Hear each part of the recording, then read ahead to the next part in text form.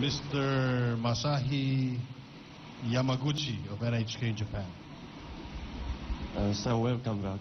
I am a reporter of Japanese Public Broadcasting Corporation, NHK, and next week President will go to Japan and meet Prime Minister Abe.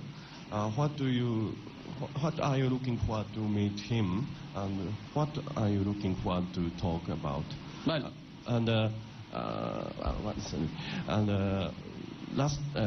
last week, Japan donated Coast Guard ship.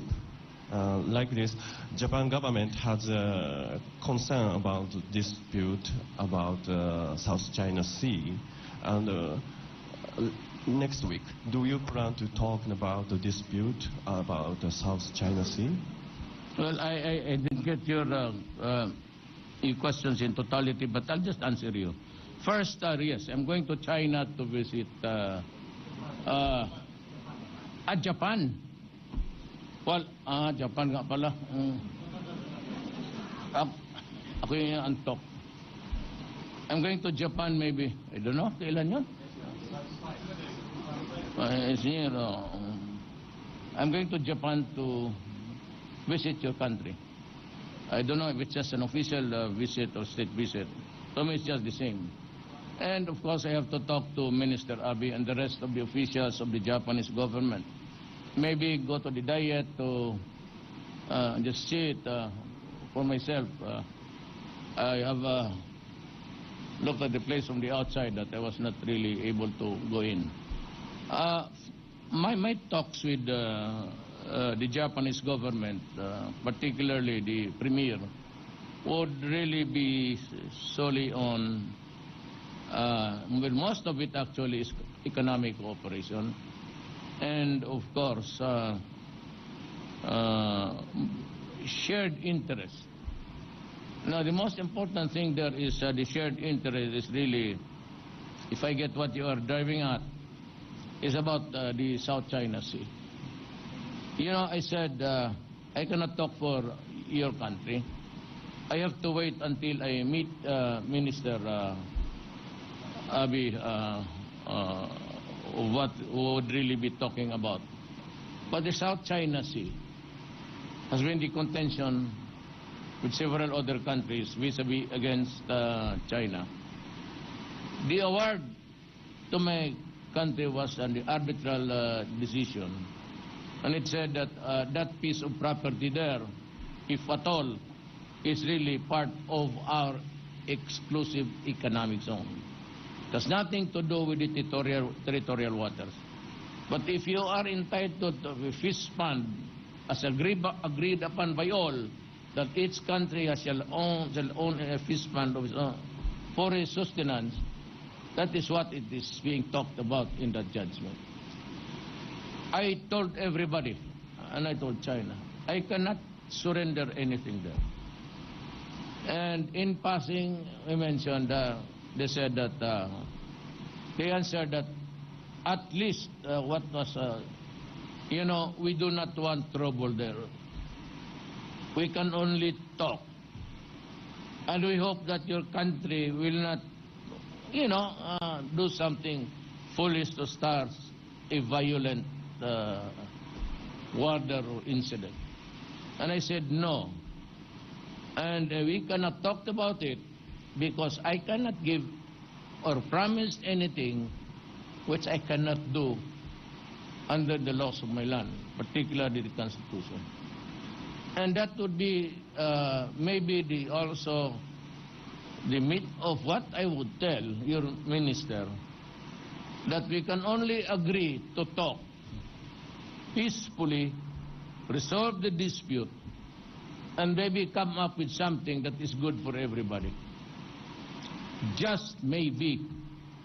In other words, if you're asking me now, since I have to talk to Minister Abe, I cannot make any projections of what will happen. But to the Chinese government, I said, well, if that is the thing, that is what is in your mind, because that is also my stand, we will find a day to talk about it only on the issue of the South China Sea and no topic at all. It could be bilateral, depends on the development. It could be multilateral, and that would include Japan. Those are what I suggested in the future. The last question is from Jem Avancena of TV5. Sir, may gabi. Sir, comment niyo po dun sa nangyaring dispersal sa harap ng US Embassy noong Wednesday po. You know, the police said that natakot kasi na-corner sila. There were just two of them, I think, in the crowd. They were surrounded by the group of militants. Alam mo, yan ang sinasabi ko.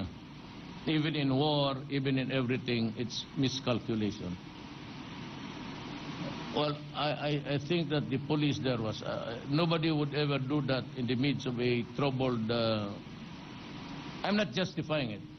Just say maybe. Baka he was under stress. He might be they might gang up on him, hurt him. And so he acted on by instinct, self-preservation. Tsaka yung namang hindi naman talagang may gusto siyang patayin. Padiretso-diretso lang eh. Hindi naman talaga yung pinipili niya kung saan yung mga tao. But I said, I am not, this is not a brief for the police. I might say that. Pero I intend to look at it. I will try to talk to the police, invite him for coffee, and I will talk to the activists. Para naman hindi sila, I would like to know what really happened. The dimension can be had if I would do the questioning myself. I do not want a quarrel between there's no more left here. I do not want to hear it. From our side, Governor, right, or from the left. We should stop it because we are talking. And we are all Filipinos. I do not want anybody hurt them. Not the police, not the young militants. It's about time that we should really treat this as a matter with civility. Hindi na yung na lang dyan kasi batuhin mo yung mga police. Police naman would come in swaggering and beating people. I would not like that these things happening in my administration. I'm praying to God that we will succeed in the talks and baka sakali makachamba tayo. So with our Moro brothers, baka one for reason or another, it might dawn upon everybody that we should be just talking. Everybody is progressing, whether it's in China, Japan. Why are we still trying to fight them? Para tayo nag-rumble dito ng mga bata eh. Look at those young people that are fighting street fights every night. Stop it. No, kukurniya na ako. But this is one thing I'd like to suggest. I do not want any firearms during demonstrations. Maybe, but no M16s there. Well, this should be stationed far away. The worst that they can do, or maybe the demonstration is cause damage. I do not want to see M16s. There's no fighting there that will ever happen. I mean, those are anathema in the modern sense of the word, demonstrations. They're everywhere. In every country, there are always demonstrations. And the government, police and military should expect that when there is almost a disagreement in dissent, everybody in any country, it could be Turkey, it could be anywhere. It's always France. Nandiyan talaga yung demonstrations. It is part of the territory of democracy.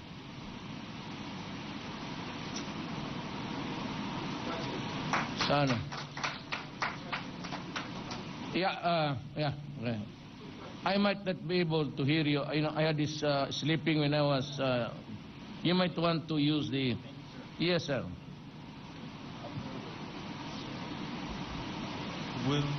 Will Ripley of CNN Tokyo. Thank you very much, Mr. President, for taking my question. Just wondering, who would you get along with the best in the White House, Hillary Clinton or Donald Trump? You know, my friend, I would like to answer your question candidly, honestly, and truthfully. Problem is, of course, personally, it will not really matter much. But I am a president of a country, and we have these splendid relations with America. And the fact that there are already millions of Filipinos, maybe in your country. Are you an American? Okay. I cannot gamble an answer. Because either way it would affect, they might create a hostility here, antagonism here. So I'm better off in saying that my favorite hero is Putin.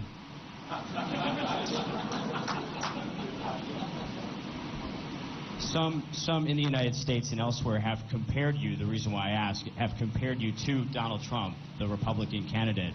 What do you make of those comparisons? Speaking off the cuff, speaking what's on your mind. Donald Trump has also done the same thing. Valid issues, actually. Valid issues. Trump is airing something which is should also be a concern. One is terrorism. Everybody should be worried about terrorism. And of course, in this modern world, multicultural countries, again, there should be some semblance of, acceptance and maybe, especially in the matter of religion, tolerance. Those are good words, but they have deeper meanings if you go into it.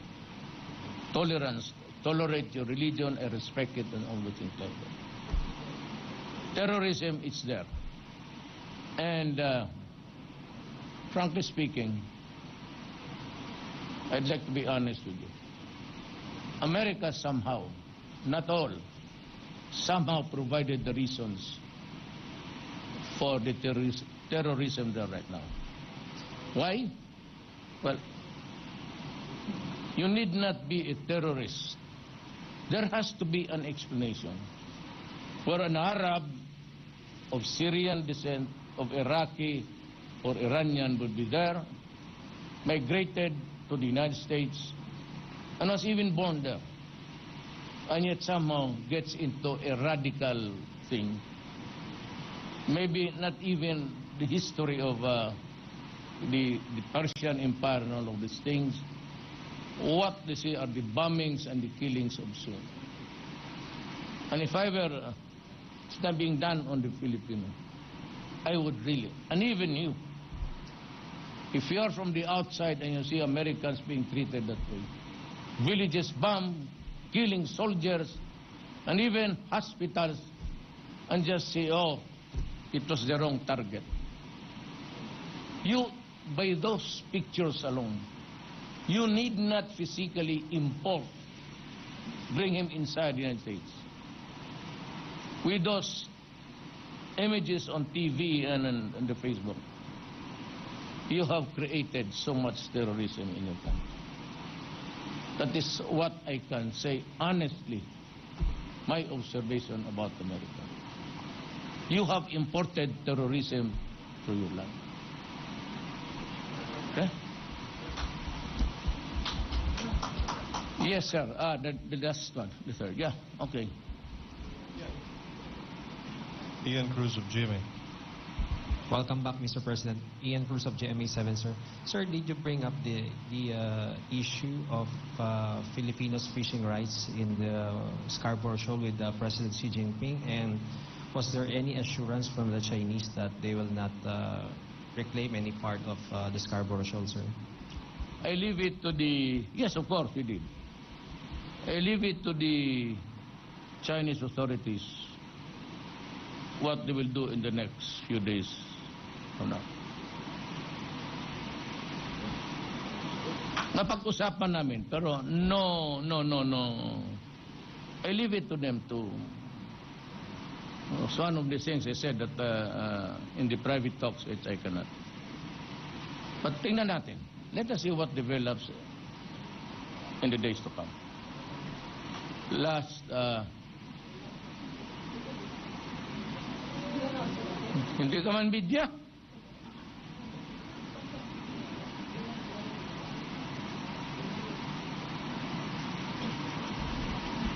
Hello, sir. I just want to know, because the U.S. Assistant Secretary of State is coming to the Philippines, what issues are you going to take up with him? Again. The U.S. Secretary of State, Daniel Russell, is coming to the Philippines. What issues are you going to take up with him? Secretary of State? Assistant Secretary of State. The Secretary of State here is Perfecto Kerry Yasay. Yeah. Yes, thank you. Thank you, ladies and gentlemen. Thank you, Mr. President. Good night.